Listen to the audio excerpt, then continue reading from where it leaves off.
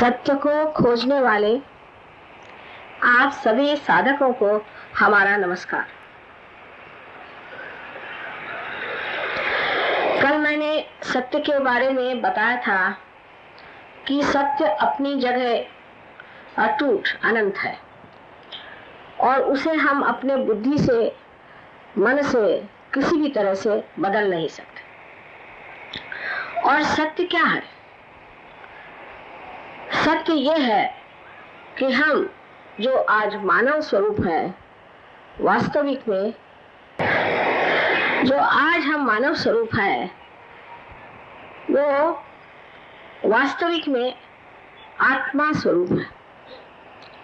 एक आज ऐसी सीढ़ी पर हम खड़े हैं जहां हम स्वयं को एक मानव रूप में देख रहे हैं और इससे एक सीढ़ी चढ़ने से ही हम जान लेंगे कि हम इस मानव स्वरूप से भी एक ऊंचे स्वरूप में उतर सकते हैं जहां हम आत्मा स्वरूप हो जाते हैं। ये एक महान सत्य है। लेकिन परम सत्य ये है कि ये सारी चराचर सृष्टि, सारी दुनिया, मनुष्य, प्राणी मात्र, जड़ चेतन, सब चीजें एक ब्रह्म चैतन्य के सहारे जी रही है, पनप रही है, बढ़ रही है। और ये परम चैतन्य चारों तरफ सूक्ष्मता से फैला हुआ है, जो कि सब चीजों को बनाता है, सब चीजों को सृजन करता है, बढ़ाता है। और जो कुछ भी आज हम इंसान बने हैं वो भी इस परम चैतन्य के कृपा से ही बने। इस परम चैतन्य में ऐसी शक्ति है कि जिससे वो हमें ज्ञान दे सकता है, ऐसा ज्ञान कि जो एकमेव ज्ञान, जिससे कि हम ये जान सकेंगे कि हम क्या हैं, हमारे अंदर क्या स्थिति है, हम कहाँ हैं और हमारा लक्ष्य क्या है। वो ज्ञान देता है कि जिससे हम अंदर से ही महसूस करते हैं, अंदर से ये हमें ज्ञात होता है कि हम एक विराट के अंग प्रत्यंग हैं, जिसे हम अंग्रेजी में कलेक्टिव कॉन्शियसनेस कहते हैं और हिंदी भाषा में सामूहिक चेतना कहते हैं। यह सामूहिक चेतना का प्रादुर्भाव, उसका मैनिफेस्टेशन हमारे अंदर सहज में हो सकता है जिस दिन हम आत्मा स्वरूप हो जाते हैं, क्योंकि आत्मा जो है वो हमारे अंदर एक सामूहिक वस्तु है या सामूहिक जिसे कहते हैं कलेक्टिव बीइंग।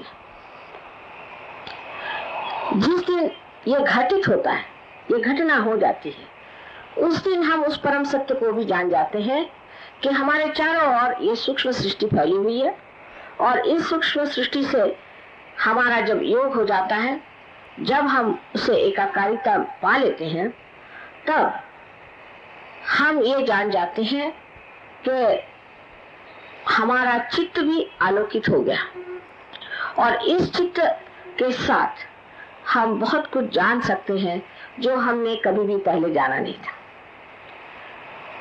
ऐसी दशा में हमें ये सोच लेना चाहिए कि आज का जो संसार है, आज जिसे हम बहुत बड़ा सत्य समझे बैठे हैं, इसके पीछे एक बहुत बड़ा सत्य छिपा हुआ है जिसे हमें प्राप्त करना है। और इसे प्राप्त करना बहुत सहज है। सहज का मतलब दो होता है, एक तो सहज माने आपके साथ पैदा हुआ और सहज माने आसान, इजी होना ही चाहिए। अगर ये उत्क्रांति, ये एवोल्यूशन अत्यावश्यक है तो वो सहज ही होना चाहिए। जैसे कि हमारा श्वास लेना, ये अत्यावश्यक है हमारे लिए, वो हम सहज में लेते हैं। उसके लिए अगर कहीं जाना पड़े और किसी गुरु को बनाना पड़े और कोई किताबें पढ़नी पड़े तो बहुत कठिन हो जाए। उसी प्रकार ये घटना भी सहज में ही घटित होनी चाहिए, कारण ये एक जीवंत शक्ति है जिसने आज हमें मानव स्वरूप दे दिया अमीबा से। और यही जीवन शक्ति जो है, जो जीवंत है, वही हमारे अंदर कार्यान्वित होती है, काम करती है, और जिसके कारण हम इस ऊंची दशा में पहुंच जाते हैं। कल आपको मैंने कुंडलिनी के बारे में बताया था कि कुंडलिनी शक्ति हमारे अंदर इस त्रिकोणाकार अस्थि में बैठी, जरा ऊपर उठाई,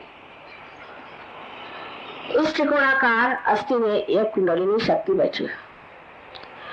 और ये 3.5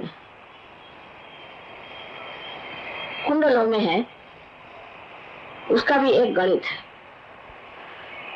और इसमें अनेक शक्ति के तंतु हैं, जैसे कि एक डोर में अनेक छोटे छोटे डोर होते हैं। अब इस कुंडलिनी के नीचे में जो आप देख रहे हैं लाल रंग का चक्र है, यह हमारा मूलाधार चक्र है, और जिसमें कुंडलिनी बसी हुई है उसे हम मूलाधार कहते हैं, माने वो उसका घर है। नीचे जो लाल रंग का आप देख रहे हैं ये मूलाधार चक्र है, और ये बहुत महत्वपूर्ण चक्र है। इस चक्र के ही कारण कुंडलिनी को सब कुछ ज्ञात होता है, और ये चक्र हमारे अबोधिता का, हमारे भोलेपन का, हमारे इनोसेंस का करता धरता है। जब हम बच्चे होते हैं, बचपन में जो हम बहुत ही अबोध होते हैं, उस वक्त हमारे अंदर ये चक्र बहुत कार्यान्वित होता है। धीरे धीरे जैसे उम्र बढ़ने लग जाती है, इस चक्र पे आघात आते हैं, और हमारा इनोसेंस जो है, हमारी जो अबोधिता है, हमारा जो भोलापन है, वो कम होने लग जाता है। इस चक्र से ऊपर आप देख रहे हैं कि कुंडलिनी है। ये चक्र जो है, ये हमारे अंदर जो पेल्विक प्लेक्सस है उसे प्लावित करता है, उसको नरिश करता है। और ये जो पेल्विक प्लेक्सस है, ये हमारे जितने भी उत्सर्ग निसर्ग के जितने भी कार्य है वो करता है, जिसे एक्सक्रीशन हम लोग अंग्रेजी में कहते हैं। इसलिए अब ये जान लेना चाहिए कि कुंडलिनी के जागरण के समय आपका सारे ये व्यवहार बंद हो जाते हैं।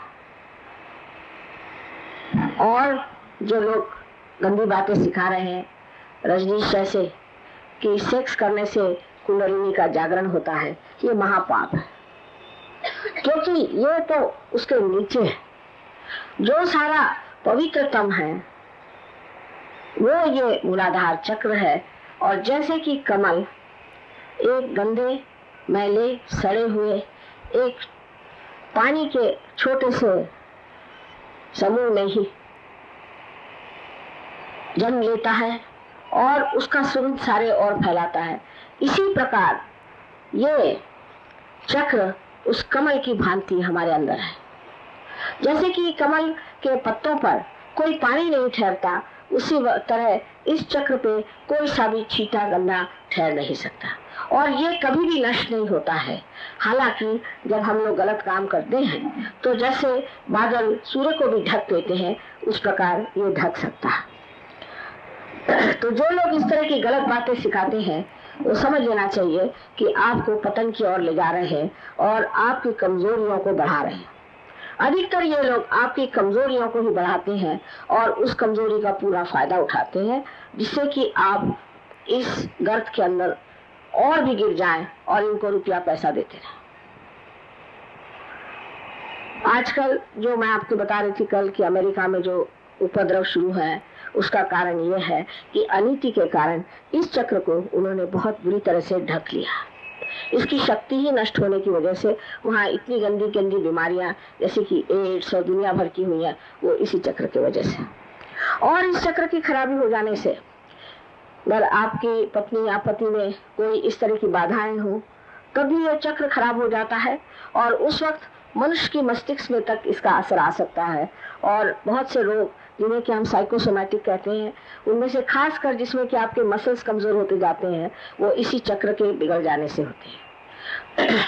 अब इस चक्र का संबंध आपके पेल्विक प्लेक्सस के साथ सिर्फ शारीरिक स्तर पे है, फिजिकल में, और मानसिक में भी है। क्योंकि आप देख रहे हैं कि इसी चक्र से एक पूरी नाड़ी ऊपर की तरफ जा रही है और यही आपकी ईरा नाड़ी है और चंद्र नाड़ी। सब्सक्राइब कीजिए कुंडलिनी जागरण को और प्रेस कीजिए बेल आइकन को, जिससे कि आपको मिल सके हमारी लेटेस्ट वीडियो सबसे पहले।